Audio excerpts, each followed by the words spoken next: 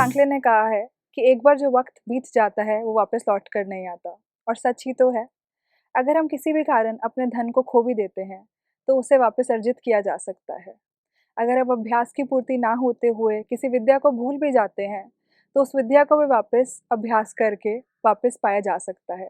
लेकिन वक्त एक ऐसी चीज़ है जो एक बार बीत जाए वो वापस लौट कर नहीं आता।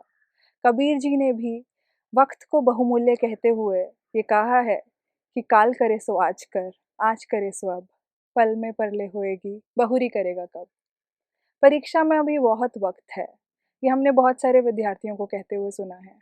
पर क्या जीवन अपनी परीक्षा के लिए हमें वक्त देता है? नहीं।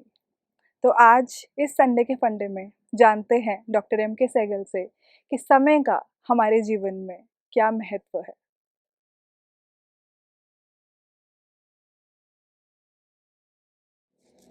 नमस्कार देवियों व सज्जनों, आज के इस संडे के फंडे कार्यक्रम में एक बहुत ही महत्वपूर्ण टॉपिक पर हम बात करने जा रहे हैं, जिसके ऊपर सोनाली ने अभी आपको बताया कि समय कितना महत्वपूर्ण है और हम कितनी बड़ी बड़ी बातें करते हैं, लेकिन हम जब उस समय के सदुपयोग की बात आती है वो नहीं कर पाते। आपने आपस में, रिश्तेदारी में, दोस्तों में बात करते हुए देखा होगा, सुना होगा कि मेरे पास टाइम नहीं है, मैं बहुत बिजी हूँ। तो मुझे ये कहने में कोई अतिशयोक्ति नहीं लगती कि समय तो सभी के पास प्रभु ने 24 घंटे का दे रखा है और समय एक डिप्लीसिंग एसेट है जो कि लगातार कम होती जा रही है। जिस तरह से हम सब अपने अपने श्वास लिखवा कर आए हैं, तो नेचुरल बात है कि अगर हम कुछ भी नहीं करेंगे तो भी समय निकलेगा ही। और बहुत बार लोग परेशान हो रहे होते हैं कि मेरी फ़्लाइट निकल गई, और उसके बाद वो सड़क पे इतना ज़्यादा हॉर्न बजा रहे होते हैं, भागा दौड़ी कर रहे होते हैं और स्ट्रेस क्रिएट हो रहा होता है। खैर, आज हम स्ट्रेस मैनेजमेंट पे तो बात नहीं कर रहे, टाइम मैनेजमेंट की बात कर रहे हैं। स्ट्रेस मैनेजमेंट की बात हम जरूर करेंगे। ये एक ऐसा मुद्दा है जो आपसे पूरी तरह से जुड़ा हुआ है, मेरी तरह से जुड़ा हुआ है, विद्यार्थियों से जुड़ा हुआ है, बिजनेसमैन से जुड़ा हुआ है, नौकरी पेशा लोगों से जुड़ा हुआ है, राजनीतिज्ञों से जुड़ा हुआ है। कई बार आपने सुना होगा कि रैलियां 8-8 घंटे लेट हो गई, रेलगाड़ी अगले दिन 24 घंटे के बाद पहुंची तो लोगों ने मजाक बनाया कि आज रेलगाड़ी समय पर आई है, जबकि वो 24 घंटे लेट होती है। आप और हम सब ने समय को महत्व ना देते हुए, सिर्फ बातों में कहते हुए बहुत नुकसान किया है। तो आज इस संडे के फंडे कार्यक्रम के माध्यम से मैं आप सबसे यही रिक्वेस्ट करना चाहता हूं कि समय को महत्व दें, क्योंकि जो व्यक्ति जीवन में किसी भी क्षेत्र में किसी भी तरीके से आगे बढ़ना चाहते हैं, उनमें ये स्किल बहुत ज़रूरी है कि वो समय को बहुत सही, अच्छे ढंग से, प्रॉपर ढंग से मैनेज करते हैं। इसीलिए मैं आपसे रिक्वेस्ट करना चाहूँगा कि आज तो हम सबके पास स्मार्टफोन्स हैं, आज हमारे पास लैपटॉप्स हैं, आज हमारे पास IT टूल्स हैं, जिसके माध्यम से हम अपने आप को और ज़्यादा रिस्ट्रक्चर कर सकते हैं। जैसे अगर हमारे पास NTES जो रेलवे का ऐप है, अगर हम उसमें से देख के जाएंगे कि कौन सी ट्रेन कब पहुंच रही है, तो हमें स्टेशन पे जाके 5-6 घंटे बिताने की जरूरत नहीं है। इसी प्रकार से बहुत सारी जानकारी हमें पहले हो जाती है कि ये काम कब होने वाला है, तो हम उसी हिसाब से प्लान कर सकते हैं। तो मैंने जो ये शब्द का इस्तेमाल किया है, ये जानबूझकर किया है, प्लान कर सकते हैं। तो टाइम मैनेजमेंट का भी एक बहुत महत्वपूर्ण ये शस्त्र है कि हमें प्लानिंग करनी है, नियोजन करना है, और तभी हम एक अच्छे तरीके से समय का सदुपयोग कर सकते हैं। और उसका एक और फंडा है, प्रायोरिटाइज कीजिए। आपको बहुत सारे काम करने हैं, सुबह किचन में मम्मी को, लेडीज को बहुत सारे काम करने हैं।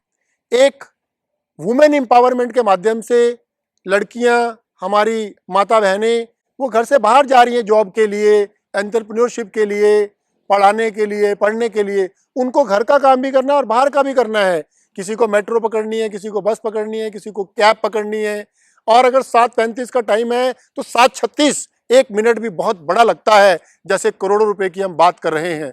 और उससे क्या होता है, लड़ाई झगड़ा हो जाता है, बहस हो जाती है। तो इसलिए हम प्रायोरिटाइज करना चाहिए।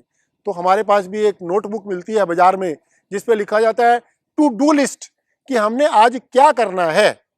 और अब हम अपने मोबाइल में भी ये लिख सकते हैं, अगर किसी का बर्थडे है वो भूल गए, किसी की एनिवर्सरी है वो भूल गए। अपने बच्चों को जब हमने स्कूल के बाद कॉलेज में भेजना है, उनको कौन सा कोर्स कराना है, उसमें किस तरह की इन्वेस्टमेंट करने की जरूरत है, कब कितने रुपए की सिप शुरू करनी है, कब कहाँ पोस्ट ऑफिस में हमने पैसा जमा करना है, कहाँ इनकम टैक्स रिटर्न भरनी है, इस तरह के बहुत सारे काम हैं जो हमारे दिमाग में चलते रहते हैं। और कई बार हम उन सारे कार्यों की लिस्ट भी नहीं बना सकते। और हम कई बार टाइम मैनेजमेंट की जब बात कर रहे होते हैं तो लोग सोचते हैं कि ये तो बड़े बड़े बिजनेसमैन की बात कर रहे हैं, हमारे को टाइम मैनेजमेंट की जरूरत नहीं है। लेकिन फिर भी हम शादी पे जाना होता है तो कपड़े उस समय ढूंढ रहे होते हैं और कह रहे होते हैं इस पर बटन नहीं लगा हुआ, इस पर ड्राई क्लीन नहीं हुई, ये मेरा अभी तक कोट नहीं सिला। क्या हम उसे 3 दिन पहले, 2 दिन पहले, 5 दिन पहले नहीं समझ सकते? अगर बच्चे का जन्मदिन है, केक ऑर्डर करना है, उस पर क्या लिखवाना है, कुछ भी हम रिस्ट्रक्चर बाद में कर सकते हैं, लेकिन स्ट्रक्चरिंग तो हमें पहले करनी पड़ेगी। तो मैं यही कहना चाहता हूं कि हमें प्रायोरिटाइज करना पड़ेगा। और अगर कोई एंटरप्रेन्योर है मेरी तरह, या कोई बिजनेसमैन है, कोई हाई लेवल जॉब कर रहा है, तो उनको सबसे अच्छी चीज ये सीखनी है कि कौन सी चीज अर्जेंट है, कौन सी चीज इंपॉर्टेंट है, कौन सी चीज को हम पोस्टपोन कर सकते हैं, कौन सी चीज को हम छोड़ सकते हैं, और कौन सी चीज अपने सबॉर्डिनेट्स को डेलीगेट कर सकते हैं कि ये काम तो मेरे लिए इतना मटेरियल नहीं है। हालांकि जो मैंने बात कही इस पे काफी कन्फ्लिक्ट हो सकता है, काफी लोगों का विचार अलग अलग हो सकता है, क्योंकि कोई ये एब्सोल्यूट स्टेटमेंट तो नहीं है, ये एक रिलेटिव स्टेटमेंट है। हर व्यक्ति का अलग अलग तरीका है, हर व्यक्ति का अलग अलग उसे समझने और समझाने का और व्यक्त करने की बात है। तो मैं यही कहूंगा कि हमें जितना कुछ भी करना है उसको हम कैटेगराइज कर सकते हैं, फिर उसके बाद हम उसकी शेड्यूलिंग कर सकते हैं, उसके बाद हम उसे नोट कर सकते हैं, हाथ से नोट कर सकते हैं, कागज पे नोट कर सकते हैं, मोबाइल पे नोट कर सकते हैं। और उसके बाद सबसे जो इंपॉर्टेंट बात है वो उसकी इम्प्लीमेंटेशन है। अगर हमने फ्लाइट पकड़नी है, हमें पता है कि हमें डोमेस्टिक में 45 मिनट पहले पहुंचना है, चलो अब कोविड इरा की वजह से हमें 2 घंटे पहले पहुंचना है, या इंटरनेशनल में हमें 3 घंटे पहले पहुंचना है, तो हमें ये देखना है कि सड़क पर रश भी होगा और सड़क पर रेड लाइट्स भी होंगी। अगर फेस्टिवल सीजन है, मार्जिन भी लेना पड़ेगा। इसी तरह से पढ़ाई की बात है, बच्चे को बीटेक कराना है, एमबीए करानी है, कोई भी हमने अच्छा कोर्स कराना है, तो हमें पता होगा कि हर जगह लाइन होगी, हर जगह टेस्ट होगा, हर जगह हमें एक स्क्रीनिंग से गुजरना पड़ेगा, और फिर हमें उसके लिए इतने पैसे का इंतजाम करना पड़ेगा।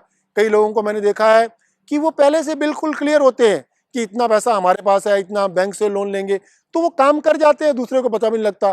कई लोगों ने इतना छोटा सा काम करना होता है, इतना शोर मचाते हैं।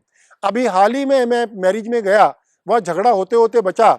एक नया 5 सितारा होटल जीरकपुर के पास खुला है, तो वहां पर खाना 11 बजे तक स्टार्ट नहीं हुआ। तो अब वो एक बात के लिए लड़ झगड़ रहे हैं, सू शेफ को बुलाया गया, उसने कहा नहीं मुझे तो कहा ही 10 बजे गया था। तो इसी तरह के बहुत सारे उदाहरण आपके पास भी होंगे कि जब हम अपना पेपर में आधा पेपर छोड़ आए, क्योंकि हमने ये प्लानिंग ही नहीं की कि एक क्वेश्चन के आंसर में हमें कितना समय देना चाहिए मैक्सिमम, और उसमें हमें कितने ज़्यादा नंबर मिल सकते हैं।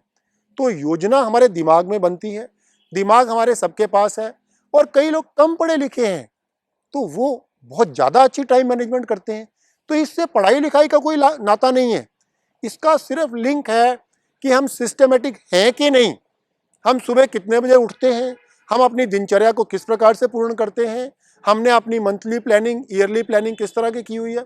प्लानिंग कई प्रकार की होती है, हेल्थ की भी प्लानिंग करनी पड़ती है, हमें मेडिक्लेम भी लेना है, हमें लाइफ इंश्योरेंस भी लेना है, हमें अपने बच्चों को भी पढ़ाना है। अगर हमने 2 बजे अपने बच्चे को स्कूल से लेके आना है तो बच्चा वहाँ कहाँ खड़ा रहेगा? वो तो हमारे लिए इंपॉर्टेंट काम भी है और अर्जेंट काम भी है। तो हमें एक प्रायोरिटाइजेशन टेबल बना के माइंड में प्राथमिकता के हिसाब से अपने समय को मैनेज करना है, ताकि हम बेकार में, स्ट्रेस में ना आए। तो आज के फंडे से सिर्फ मैं आपको यही कहना चाहता हूं कि अपने आप को और ज़्यादा हमें स्ट्रक्चर करना है, अपने समय को वैल्यू देनी है, और ऐसा ना हो कि अगर हमने कहीं मंदिर में जाना है, कहीं गुरुद्वारे में जाना है, किसी प्रकार की कोई प्रेयर करनी है, किसी प्रकार के कुछ प्रोग्राम्स अटेंड करने हैं, कोई नेचुरोपैथी कार्यक्रम अटेंड करने हैं, कहीं फॉरेन विजिट्स करनी है, बहुत कुछ चीज़ें हमारे दिमाग में चल रही हैं और बहुत सारी चीज़ें रह जाती हैं। उसी तरह से जैसे हमारे घर में शादी होती है और हम बहुत सारी चीज़ें छोड़ देते हैं या मजबूरी में छूट जाती है, क्योंकि हमने वो सोची तो होती हैं लेकिन प्रॉपर लिखी नहीं होती। लिखी होती हैं तो प्रायोरिटाइज क्रियान्वयन उसके बाद हम प्रॉपर से नहीं कर पाते। तो मुझे उम्मीद है कि आज के इस संडे के फंडे से आप सबको कुछ थोड़ा लाभ होगा। अपने सुझाव हमें भेजते रहें ताकि हम और इस तरह के फंडे, इस तरह के कार्यक्रमों को आपके लिए पेश करते रहें। अपना ध्यान रखें और त्योहारों को अच्छे से मनाते रहें। नमस्कार।